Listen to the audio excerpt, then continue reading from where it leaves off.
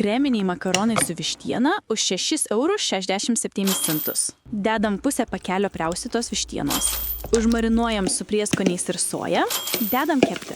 Kol kepa, dedam pusę pakelio makaronų į puodą.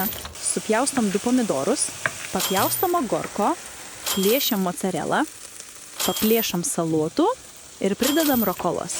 Patarkuojam paprasto sūrio ir pridedam šiek tiek fetos sūrio.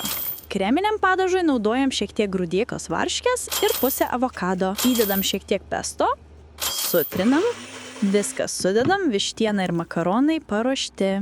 Dedam padažą, gerai išmaišom ir štai turim maistingus ir skanius kreminius makaronus. Galim įsivertinti kalorijas su Persikas programėlė. Štai matom, turim apie 500 kalorijų porcijoje ir net 24 gramus baltymų. O daugiau tokių ir panašių receptų rasi Persikas programėlėje.